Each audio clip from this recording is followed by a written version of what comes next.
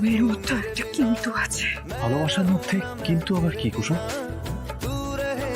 আমারও একটা শর্ত আছে ছোট সাহেব। বলো কি শর্ত? যদি কোনোদিনও আমার আর দেবী মায়ের মধ্যে আপনাকে কাউকে বেছে নিতে হয়, তাহলে আপনি বিনা কোনো দ্বিধায় এক মুহূর্ত সময় নষ্ট না করে আপনি দেবী মাকেই বেছে নেবেন। কোনোদিনও আপনার আর দেবী মায়ের মাঝে আমাদের ভালোবাসা আসতে দেবেন না। কথা দিন ছোট সাহেব, কথা দিন ছোট সাহেব। দেবী মা যদি কোনোদিনও আপনাকে আমার থেকে অনেক দূরে চলে যেতে বলে, তাহলে আপনি যাবেন।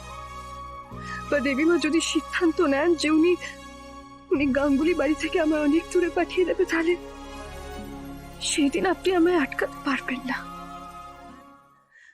আপনি আমায় বাধা দেবেন না ছোট সাহেব, বরং হাসি মুখে আপনি আমায় যেতে দেবেন। আপনি কোনোদিনও আমার জন্য নিজের পরিবার আর দেবী মাকে ছেড়ে দেবেন না।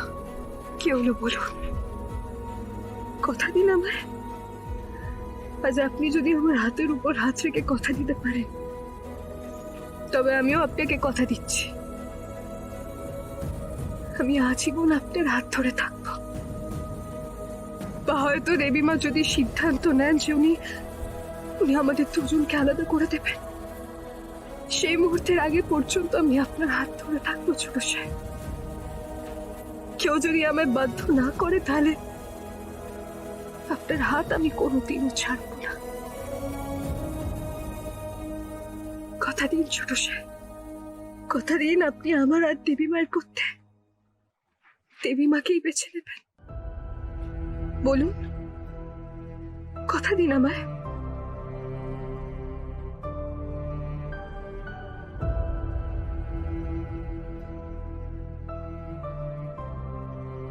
আমি তোমাকে কথা দিচ্ছি, মা আর তোমার মধ্যে আমি সারা জীবন মাকেই বেছে নেব।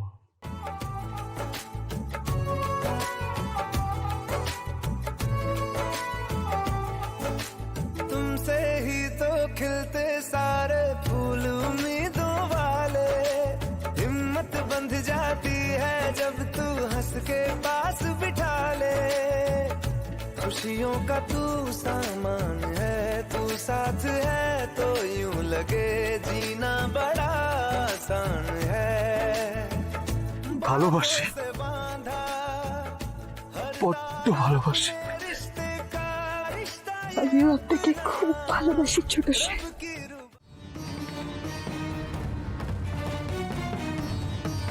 কিন্তু আমার মনে হলো যে তোমাকে একটু সাবধান করা উচিত, তাই বলে ফেললাম কথাটা। বড়রা বলেন কিন্তু দিদি, আগুন আর ঘি পাশাপাশি থাকলে চলবে।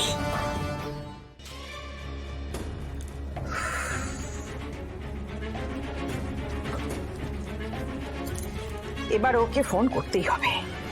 এত দেরি কি করে জানি না।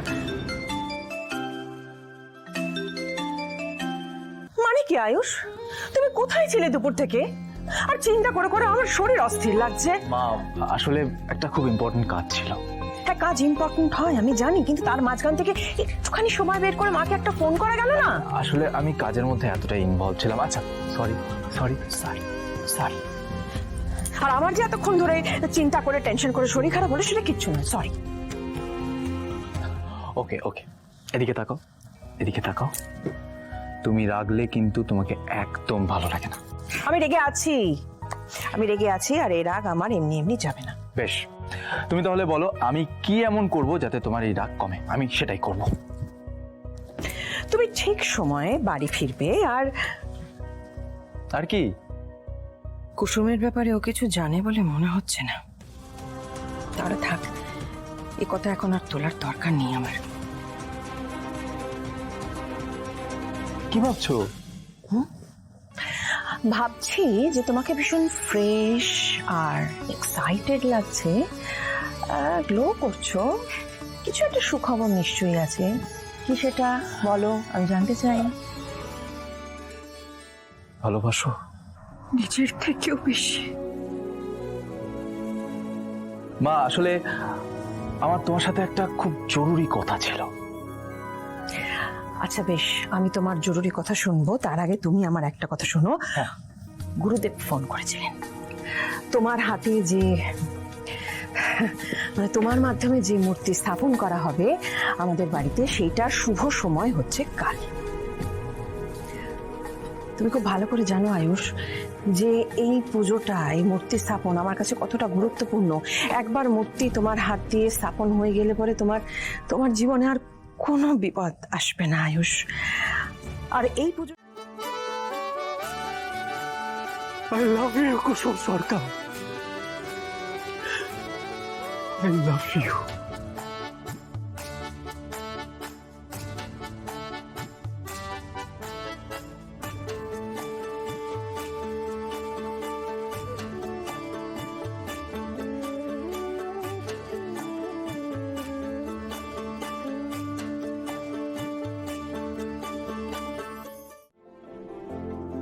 আমি কেমন যেন একটা ঘোরের মধ্যে আছি।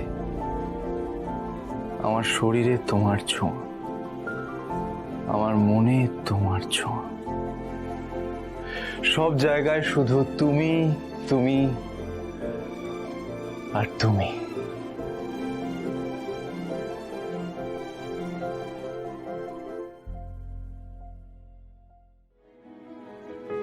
বলো না কুসুম,